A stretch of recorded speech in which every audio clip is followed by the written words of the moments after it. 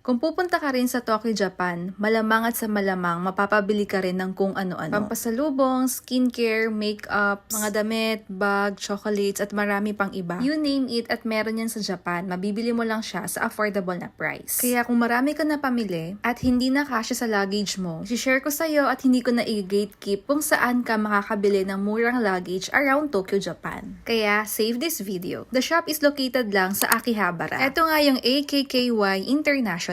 Madali lang siyang hanapin kasi along the highway lang siya tapos katapat lang niya yung Sega na red building. Pero if hindi nyo mahanap, check nyo lang sa Google Maps. Sa labas pa nga lang ng shop, madami nang nakadisplay ng mga luggage. Maraming sizes tulad ng hand carry na 20 inches at pang check-in baggage na 24 and 28 inches. Madami din choices sa design at color. Meron ding mga mura at meron din mahal. Pinakamura nga nakita namin na hand carry ay 2,000 yen lang. Or kung i-convert natin around 700 plus pesos. Tapos yung mga check-in baggage around 3,800 yen lang. Or around 1,400 pesos. For its price, okay na din. Kung sa tibay naman ng pag-uusapan, kaya na naman niya lahat ng dala namin at hindi naman siya nasira. So kung bibili din kayo dito, double check or triple check nyo kung okay talaga yung luggage. Experience, okay siya para sa amin. Kahit sobrang bigat ng dala namin, nakayanan niya. Kaya marirecommend din namin to sa inyo. Nung nagpunta nga din kami dito, madami kaming naabutan ng mga tao na bumibili rin ng luggage. So ayun lang, I hope nakatulong. Pahabol nga pala pa magbubook kayo ng activities, hotels, or anything na ibubuk nyo sa Klook, gamitin nyo lang yung discount code ko na KatiPikLook para magkaroon kayo ng discounts. If you wanna know din kung saan kami nagstay sa Tokyo, Japan, check nyo lang yung profile ko at na-upload ko na din siya. Ayun lang, and see you on my next Japan vlog. Babush!